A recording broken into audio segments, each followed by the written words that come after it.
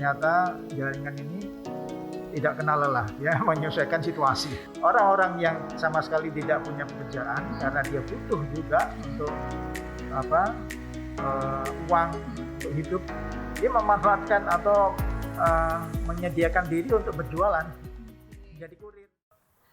Hai, kembali lagi di podcast Jateng Bersinar bersama saya Agasta Irina Effendi, dan narasumber kali ini datang dari BNN Provinsi Jawa Tengah. Penasaran? Oke, penasaran juga kan kali ini kita akan membahas terkait hal apa? Oke, kita langsung saja ke narasumber kita kali ini. Selamat datang Bapak di podcast Jateng Bersinar kami. Selamat siang. Baik Bapak, mohon izin untuk saya memperkenalkan diri terlebih dahulu untuk narasumber kali ini. Datang bernama Bapak Kombes Pol Dr. Andes Muhammad Arif Dimyati MSI, selaku Kepala Bidang Pemberantasan BNN Provinsi Jawa Tengah. Kita beri aplaus dulu ya. Oke. Bapak sugeng siang. Sehat nggih? Alhamdulillah. Sehat. Alhamdulillah. Hari ini bagaimana Bapak perasaannya?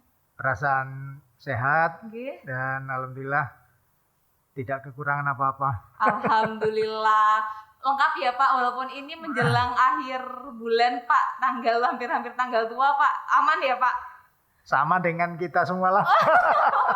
Situasinya.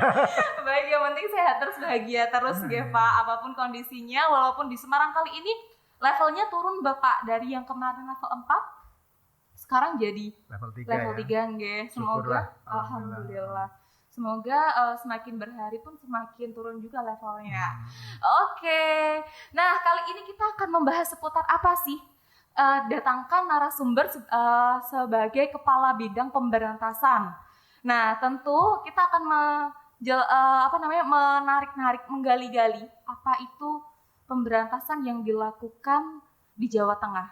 Seperti apa sih pemberantasan tingkat narkobanya di Provinsi Jawa Tengah ini?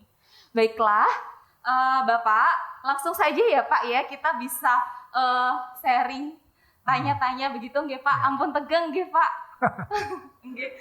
Baik Bapak, menurut Bapak, punten, ini saya manggil Bapak Arif atau Bapak Dimyati?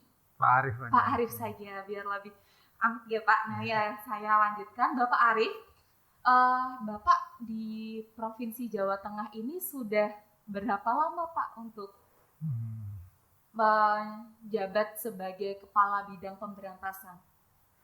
Saya mendapatkan kepercayaan tugas di BNN Provinsi Jawa Tengah ini kurang lebih sudah setahun 5 bulan. Ya, setahun 5 bulan. Ya. Menginjak setahun 5 bulan, bulan Agustus ini. Baik Bapak, selama itu ketika Bapak menjabat sebagai Kepala Pemberantasan, tingkat narkoba yang ada di Provinsi Jawa Tengah itu bisa digambarkan nggak Pak, seperti apa besarannya atau seluas apa? Monggo Bapak, kami persilahkan. Iya, terima kasih. Selama saya bertugas di sini, dalam pengamatan saya khususnya mulai bulan Maret 2020 ya. Nah, itu adalah bertepatan dengan meningkatnya COVID di wilayah Indonesia, termasuk Jawa Tengah. Nah, terkait dengan hal itu ya, masalah peredaran gelap narkoba ini ternyata mengiringi, maksudnya meskipun ada pandemi, kegiatan atau kejahatan narkotika dalam arti peredaran gelap narkotika itu tetap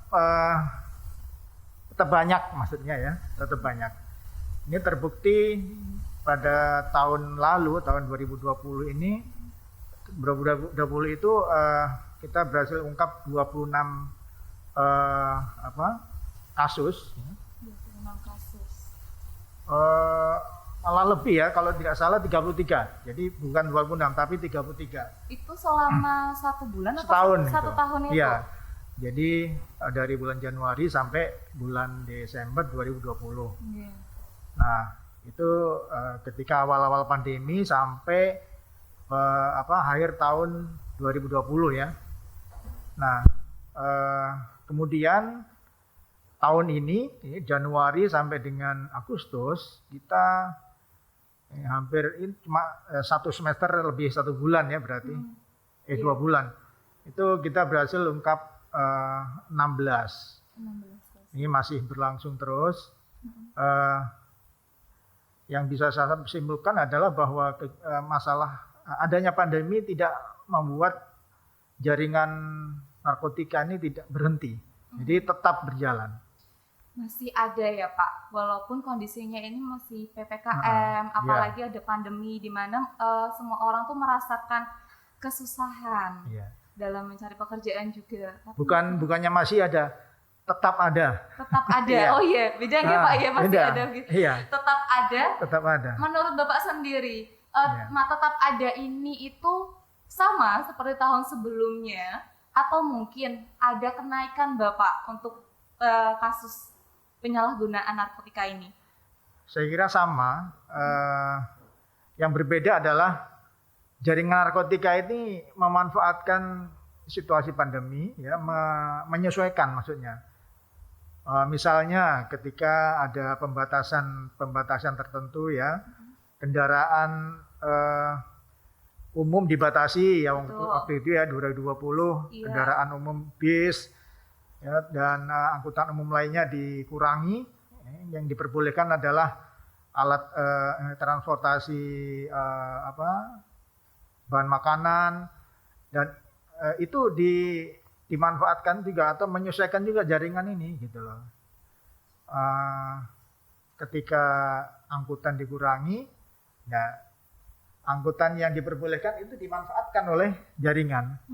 Misalnya ada waktu itu dari Jakarta ke wilayah Jawa Tengah dengan menggunakan pickup, ya, pickup yang mengangkut bahan makanan. Oh iya, gitu ya. Dan yang lain-lain juga dia memanfaatkan jasa pengiriman barang, ya. Itu memanfaatkan itu juga. Jadi ternyata jaringan ini tidak kenal lelah, dia menyesuaikan situasi. Betul Bapak. Seperti memang sudah ya terencananya sedetail itu ya Pak, sehingga tahu apa saja yang bisa dilakukan, bagaimana untuk mendistribusikannya, bagaimana buat masuk ke wilayah itu, biar sampai ke tangan korbannya. Itu biasanya disebutnya korban atau pembeli sih Pak, kalau yang menerima paket narkoba itu? Tergantung ya, ada juga yang bermain ini sebagai pembeli, dalam hal ini yang terkait dengan jaringan narkotika, ya, jaringan peredaran gelap. Tapi ada juga orang-orang yang mereka membeli karena butuh untuk dikonsumsi. Maksudnya ada orang-orang pengguna, itu ada juga. Jadi tidak semata-mata jaringan yang memanfaatkan, tapi pengguna juga memanfaatkan juga melalui pemesanan narkotika, melalui penjualan online. Ada juga Pak, penjualan secara online juga ada. Terang-terangan begitu Pak, atau berupa biasanya kalau online itu kan barang sudah ada macamnya jenisnya ya Pak. Berarti disisipin di situ atau memang terang-terangan? Kan nggak mungkin terang-terangan Pak, pastinya ya. Iya. Memang tidak pernah ada yang terang-terangan kalau kejahatan narkotika ini. Kita harus menelusurinya melalui kegiatan penyelidikan, ya, mendeteksi adanya pengiriman barang-barang terlarang, dan kita bisa ungkap itu tidak sendiri. Jadi bekerja sama dengan instansi terkait lain untuk bisa mengungkap jaringan. Baik Bapak, ternyata untuk mengungkap satu kasus itu diperlukan adanya penyelidikan dulu ya Pak. Itu penyelidikan bisa nggak sih Pak dibatasin berapa waktu itu, atau gimana Pak? Ada pembatasan waktunya atau tidak itu? Kegiatan penyelidikan itu tidak bisa dibatasi dengan waktu, karena kita mengejar sesuatu yang bukan barang mati. Mereka adalah jaringan yang punya sumber daya banyak, dalam hal ini finansial, ya, kemudian sumber daya jaringan orang-orang yang terlibat di dalamnya, misalnya adanya kurir, adanya bandar, adanya pemodal, dan lain-lain. Jadi kita nggak bisa membatasi. Ya memang target kita secepat mungkin bisa ungkap, cuma tergantung dari apa yang kita ungkap, ya. Semakin sulit, ya semakin lama kita bisa mengungkap. Ya, oke Pak. Baik, melihat flashback tahun lalu, dari bulan Maret sampai bulan Desember saja, itu sudah ada 33 kasus ya Pak. Dan mulai dari bulan Januari hingga sekarang, bulan Agustus ini ya Pak, sudah terungkap 16 kasus. Memang kendala juga yang dialami oleh pemberantasan itu bagaimana si jaringan ini itu sangat pinter untuk memanfaatkan fasilitas atau memanfaatkan kebijakan PPKM atau memanfaatkan mobilitas yang ada ya Pak. Berarti perlu juga untuk jurus-jurus terjitu ya Pak yang dimiliki pemberantasan untuk mengungkap sebuah kasus begitu. Bapak, terkait adanya tadi pemodal, adanya juga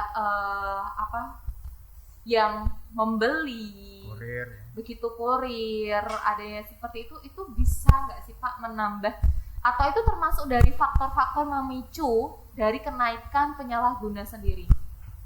Iya, saya kira kalau faktor pemicu itu multidimensi ya, dalam arti banyak faktor. Yang pertama bisa juga dari situasi pandemi. Situasi pandemi ini kebijakan pemerintah adalah membatasi gerak interaksi manusia ya. Betul. Kita diminta diam di rumah, bahkan orang-orang yang bekerja di kantor juga diminta untuk work in home ya, work from home. Nah ini bisa menambah situasi yang stres terhadap orang-orang, sehingga nanti bisa jadi orang-orang tertentu mencari pelampiasan untuk bisa terlepas dari rasa stres itu gitu. Nah, salah satunya yaitu orang-orang yang ini, Pak? tertentu ya mungkin bisa memesan ini narkotika, dalam arti dia menggunakan narkotika secara ilegal untuk melepaskan rasa stres. Baik Bapak, jadi kemungkinan adanya peningkatan lagi untuk penyalahgunaan narkotika ini ya Pak, karena timbul lagi rasa stres terkait PPKM, disuruh di rumah aja, nggak boleh kemana-mana, semuanya ditutup, jadi nggak ada yang bisa diluapkan untuk rekreasi. Jadi bisa jadi orang tersebut itu memanfaatkan yang dia miliki, sumber dana mungkin ya Pak ya, sumber dana atau waktu yang dia miliki apalagi di rumah untuk membeli dan untuk menggunakan narkotika itu. Berarti mungkin aja itu bisa menjadi salah satu faktor ya Pak kondisi ini. Iya betul. Oke. Baik Bapak, melihat dari bulan waktu di Provinsi Jawa Tengah ini ya Pak, dari 2020 hingga sekarang, di bulan mana Bapak sekiranya yang memiliki kasus yang berat atau mungkin yang paling besar diungkapnya? Menurut pengamatan saya merata ya, tidak ada bulan tertentu yang meningkat tinggi. Itu juga karena tergantung juga dengan keberhasilan kita melakukan penyelidikan. Bahkan bisa jadi bulan tertentu yang kita tidak berhasil ungkap itu malah ada juga peredaran, tapi kita belum berhasil gitu ya. Oleh karena itu yang sudah berhasil kita ungkap pun itu adalah bisa jadi itu gunung es ya. Sedangkan di bawahnya itu masih banyak yang belum terungkap, itu bisa jadi seperti itu. Maka dari itu bulan-bulan tertentu yang kita tadi ditanyakan, bulan-bulan mana yang tinggi ya peredarannya, ini kita tidak bisa mengungkapkan seperti itu karena tergantung dari keberhasilan penyelidikan kita. Begitu. Ya. Baik, berarti misalkan di bulan ini ada momen andekan tahun baru begitu Pak ya. Itu yang diperkirakan bisa tinggi, tetapi belum tentu juga di bulan itu akan tinggi pengungkapan kasusnya begitu nggih. Oke, baik Bapak. Menurut Bapak lagi nih ya, terkait dari wilayah di Provinsi Jawa Tengah, penggunaan yang paling besar itu ada di daerah mana ya Pak? Yang dalam kacamata kita dalam kegiatan pemberantasan ya, atau supply reduction atau memotong jaringan, ini yang bisa kita monitor adalah wilayah Jawa Tengah bagian utara barat, utara timur ya. Utara timur berarti sekitar Jepara, ini ya Pak, Kudus, Jepara, Pati. Kudus, ya. Ya, itu tahun 2020 itu banyak kita ungkap dari wilayah sana. Terutama untuk peredaran sabu ya. Kemudian ada juga ganja yang wilayah Blora, Jepara, Pati, Kudus. Nah, itu sederet ya Pak ya. Kalau bisa ditarik garis merah itu kan juga satu deret. Iya, betul. Oke, baik Pak. Kalau untuk di sekitar, apakah jika memang itu yang paling tinggi, yang daerah yang lain itu bisa dikatakan aman Pak? Tidak juga. Tidak juga. Okay, itu makanya yang tadi saya sampaikan bahwa keberhasilan penyelidikan kita dan bagaimana bisa mengungkap adanya jaringan itu. Baik. Andai kata jika gunung es itu dianggaplah seperti tanah yang bisa digali semudah itu ya Pak ya, mungkin akan lebih banyak lagi kasus yang bisa diungkap. Iya. Betul ya Pak? Saya yakin itu akan masih ada gitu. Iya, tapi yang jika gunungnya itu adalah gunung es, dimana gunung es itu seperti batu ya Pak. Batu udah dingin, susah juga buat nyampe ke situnya. Baik, luar biasa. Ternyata seperti ini loh perjuangan bagi seorang kepala bidang pemberantasan di Provinsi Jawa Tengah, di BNN Provinsi Jawa Tengah ini, untuk mengungkap satu buah kasus. Jadi kita tidak tahu secepat itu atau selama itu memang seperti apa ya Pak, ulat atau mencari ya seperti tadi diungkapkannya gunung es. Gimana caranya kita bisa mengungkap kasus itu setinggi gunung es? Mungkin seperti itu Pak. Yang luar biasa. Oke. Bapak, dari pandemi ini kan kemungkinan ya Pak, ke depan itu apakah bisa dikatakan Indonesia bebas pandemi, bebas COVID? Bisa nggak sih Pak dikatakan seperti itu? Ya, kita harus optimis. Oke. Tergantung kita semua bisa berpartisipasi apa tidak gitu ya. Biasa.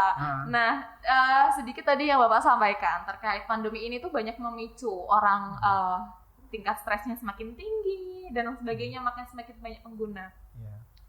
Ada nggak sih Pak, gimana? Mungkin nggak sih jika pandemi ini terus, maksudnya adanya PPKM seperti ini, program kebijakan seperti ini, dan dimanfaatkan oleh beberapa oknum untuk penyebaran narkotika, bisa nggak semakin tambah tinggi Pak? Ya, menurut saya bisa. Kenapa? Karena dengan adanya berbagai pembatasan, itu juga membatasi orang untuk mencari nafkah. Yang biasanya orang berpenghasilan tiap hari berjualan, ya dia menggantungkan dari keuntungan belanja itu untuk kehidupannya. Ini sekarang tidak bisa. Terus kemudian lain-lain, misalnya seniman ya, yang membutuhkan banyaknya orang berkumpul, itu sepi job. Betul. Nah, ini yang dapat mengakibatkan kita bisa asumsikan nanti ini yang akan menambah meningkatnya penggunaan narkotika. Di samping itu orang-orang yang sama sekali tidak punya pekerjaan karena dia butuh juga untuk uang untuk hidup, dia memanfaatkan atau menyediakan diri untuk berjualan, jadi kurir. Jadi membuka bukan peluang ya Pak ya, intinya menerima peluang itu begitu ya Pak ya. Meskipun itu adalah jalan yang tidak halal ya. Iya betul, salah tidak halal. Merugikan orang. Betul. Dia akan membunuh orang tuh nanti. Betul, iya. Membunuhnya tidak saat ini ya Pak. Iya, pelan-pelan. Pelan-pelan. Tapi banyak yang tidak tahu apa aja sih Pak seperti itu biasanya. Ya, makanya karena dia sudah terhimpit situasi ekonomi, apapun ditempuh cara itu. Bahkan orang yang rajin ibadah itu juga tidak mempedulikan itu, pokoknya ada dapat biaya dari jasa dia untuk mengedarkan gitu. Iya. Oke, ini sangat menarik ya Pak. Adanya kebutuhan ekonomi, terdesak oleh kebijakan, terus apalagi dengan adanya peluang seperti ini, ya mungkin itu hasilnya menggiurkan ya Pak ya. Sangat menggiurkan. Sangat menggiurkan. Tidak perlu keterampilan yang macam-macam. Tidak perlu. Iya. Orang bisa jual, dapat uang, terima gitu ya. Cuma emang dalam segi keamanan pastinya akan diuber loh ya. Oke, baik Bapak. Bapak tadi sempat menjelaskan terkait adanya seniman, terus yang sepi job. Nah, untuk bukan beberapa ya Pak ya, bulan lalu dan mungkin di tahun ini ada pasangan public figure. Ada juga seniman, public figure juga Bapak, yang menggunakan narkotika itu. Nah, dari sisi itu tentu Bapak sudah tahu ya informasinya itu seperti apa. Tidak perlu ya Pak saya menyampaikan ya Pak. Ya, oke. Nah, menurut dari Bapak sendiri, hal itu bisa nggak Pak? Biasanya public figure itu kan menjadi contoh banyak warga ya Pak. Apalagi di Indonesia ini, biasanya dia suka sama ini, favoritnya, artisnya, dan sebagainya, akan mengikuti ritmenya. Nah, public figure ini Pak, dapat temuan, kita dari sudah terungkap kasusnya, penggunaannya. Nah, menurut Bapak sendiri bagaimana akan hal itu terhadap warga Indonesia, khususnya di Jawa Tengah? Iya, kalau menurut saya itu sangat disayangkan ya, public figure, terus kemudian banyak fansnya, bahkan ratusan ribu itu, terus kemudian dengan alasan stres, kemudian ingin pelampiasan itu, kemudian menggunakan narkotika. Ini kan cara-cara yang tidak betul ya, cara-cara yang salah. Karena apa? Karena bisa merusak tubuh. Nah, sangat dimungkinkan itu diikuti oleh fansnya, sangat dimungkinkan. Maka itu sangat disayangkan kalau public figure ini kemudian ternyata dia menggunakan narkotika. Ya. Kita tahu bahwa narkotika itu kalau dipakai atau digunakan dengan sembarangan itu akan merusak kesehatan, menyerang saraf. Ya. Nah, ini yang kita sayangkan. Sebenarnya banyak cara untuk melepas stres itu, ya, tidak harus dengan memakai narkotika. Oke. Apa nih Pak? Coba mungkin dari Bapak Aris sendiri bisa memberikan tips untuk saudara Jayang kita nih Pak. Bisa apa saja yang dilakukan agar menghilangkan stres tanpa menggunakan narkotika? Ya banyak sebetulnya, kita masih bisa menggunakan kreativitas ya. Misalnya kita bisa amati juga para generasi muda yang berhasil membuat usaha yang kreatif ya, dengan olahan barang tertentu, kemudian dibuat berbagai macam bentuk, kemudian dijual secara online. Ya. Kegiatan-kegiatan lain, misalnya di alam ya, itu juga bisa jadikan salah satu contoh ya, yang tidak harus melibatkan diri dengan obat-obatan terlarang, narkotika misalnya.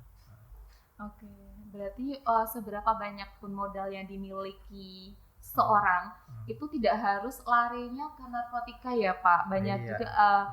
Banyak juga kegiatan yang bisa dilakukan, hal-hal yang positif, dan hal positif itu jika ditiru oleh fansnya atau warga Indonesia itu tentu akan lebih baik, begitu ya Pak. Apalagi untuk mengurangi kejenuhan di masa pandemi ini. Betul. Oke. Baik Bapak, Nah, melihat warga masyarakat Indonesia khususnya di Jawa Tengah, ada nggak sih Pak tentang usia yang paling banyak atau yang paling bisa nih masuk, dia bisa terpengaruh nih ikut peredaran atau ikut penyalahgunaan seperti itu?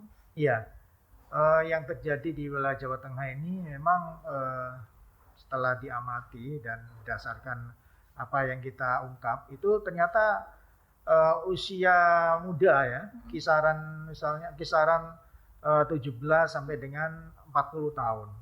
Ini yang banyak kita tangani, ya, dan ini patut disayangkan bahwa mereka ini sebenarnya sangat produktif pada usia itu. Betul. Tapi dia memakai narkotika itu, dan justru juga ada juga yang menjadi kurir dalam arti jualan ya. Iya. Iya. Betul. Di usia 17 hingga 40 tahun. Memang itu usia produktif ya Pak, benar. Dan usia itu pun juga yang akan memikirkan terkait kebutuhan untuk kehidupan dirinya atau mungkin keluarganya. Cuma cara yang dilakukan atau cara yang ditempuh itu tidak benar. Gitu nggak Pak? Oke, baik Bapak. Tadi nih, karena terhimpit ekonomi, apalagi terhimpit oleh kebijakan yang seperti ini. Nah, mungkin menurut Bapak Arief selaku Kepala Bidang Pemberantasan, ada cara tertentu atau tips atau mungkin cara mengatasi adanya kasus penyalahgunaan narkotika ini yang semakin hari dirasa semakin bertambah. Mungkin Bapak bisa berbagi bagaimana cara mengatasi atau menanggulangi hal ini. Monggo Bapak.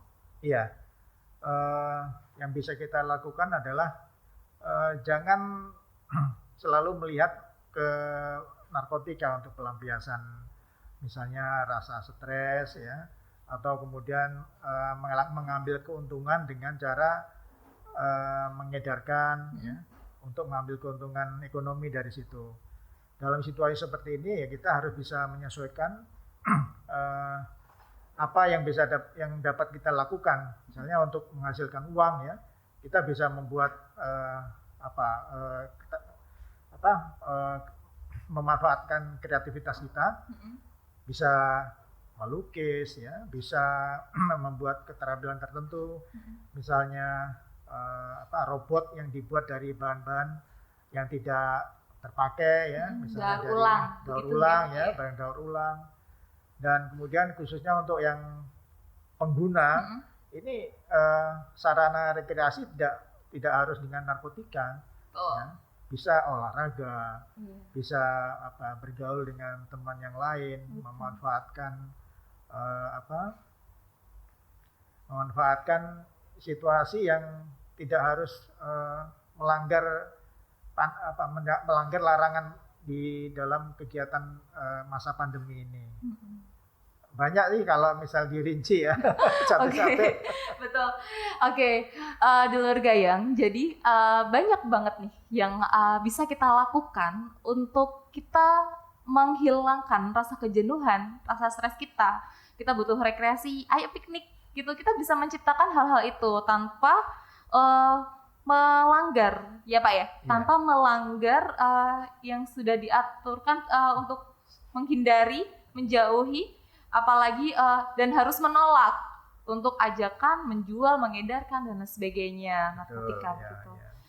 Oke, nah mungkin dari Dulur Gayang ketika sudah menyimak nih dari awal percakapan kita bersama Bapak Arief, mungkin Dulur Gayang akan memberikan solusi atau misalkan cara kalian, bagaimana kalian untuk menghilangkan rasa stres kalian dan menghindari barang-barang haram tersebut. Nah, kalian bisa langsung aja ya, nanti langsung like, comment, dan subscribe di postingan kita yang saat ini, begitu. Jangan lupa cantumkan saja saran dan masukannya. Kira-kira dari Dulur Gayang pengen tema apa nih untuk berikutnya. Nah, kali ini kan kita sudah membahas terkait pemberantasan.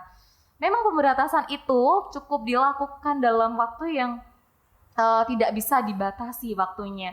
Dan untuk mengungkap sebuah kasus itu seperti gunung es yang tidak akan habis dan mungkin akan bertambah. Di masa pandemi ini banyak juga penyalahguna yang tidak menghentikan terkait pandemi ini atas kebijakan saat ini, tetapi malah mungkin saja menambah, apalagi terkait adanya banyak masyarakat yang mengalami kesusahan, kehimpitan ekonomi dan lain sebagainya. Hal itu malah dijadikan peluang. Oke, dulur gayang, ingatkan sekali lagi ya, untuk hal-hal itu kita lebih baik cari jalan yang benar, ya Pak. Jalan yang lurus, jalan yang aman. Jadi jangan sampai nih kita kapan bisa bertemu sama timnya dari Pak Arief. Jangan. Kalau kita ketemu, kita say hello aja. Halo, selamat sore Bapak Arief. Begitu ya Pak ya. Kalau kita ketemu dengan timnya Pak Arief ini, dengan kasus yang diberantas Bapak, tentu ya podcast ini nanti gimana ya Pak, kurang ngena ya Pak ya. Gimana biar ngena, ayo kita lakukan hal yang baik, hal yang positif untuk melakukan pemberantasan secara bersama. Begitu ya Pak ya. Pemberantasan nggak bisa dilakukan sendiri atau bisa atau tidak bisa? Tidak bisa. Kita untuk pemberantasan jaringan narkotika itu sangat butuh informasi dari masyarakat. Oke. Kita tidak mampu bekerja sendiri. Oke, baik Bapak. Nah, ternyata benar kan, untuk melakukan pemberantasan itu tidak bisa dilakukan secara sendiri. Coba Bapak Arief apa mungkin melakukan demikian untuk mengungkap kasus sebanyak 33 kasus dan 16 kasus di tahun ini itu sendirian? Tentu ada timnya ya, dan timnya pun juga tidak cukup dari Pak Arief saja. Timnya tentu dari kita semua, baik sebagai warga negara Indonesia yang baik dan dulur gayang. Ayo kita laporkan jika kalian melihat atau mendengar dan mengetahui akan adanya penyalahgunaan peredaran gelap narkotika, bisa langsung hubungi ya kami, atau bisa lapor langsung ke Bapak. Bisa. Kalau bisa lapor ke Bapak itu melalui apa Pak?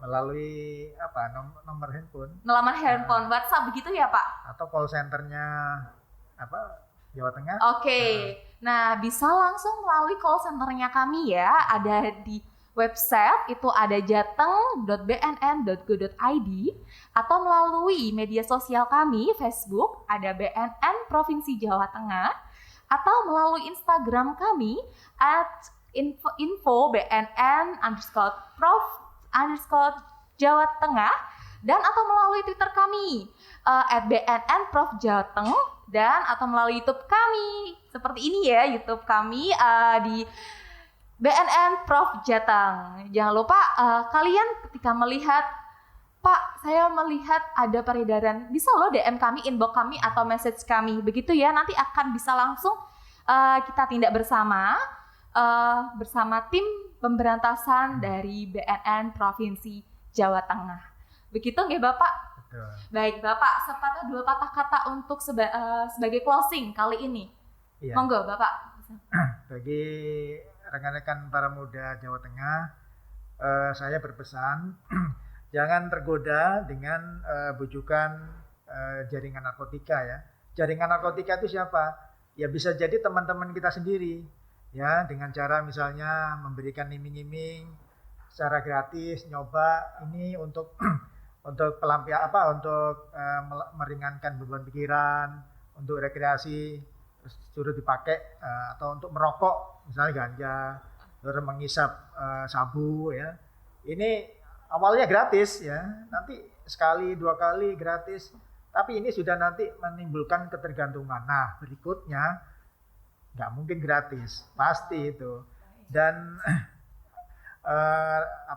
harus diwaspadai bahwa peredaran narkotika ini sudah merata di seluruh wilayah Jawa Tengah.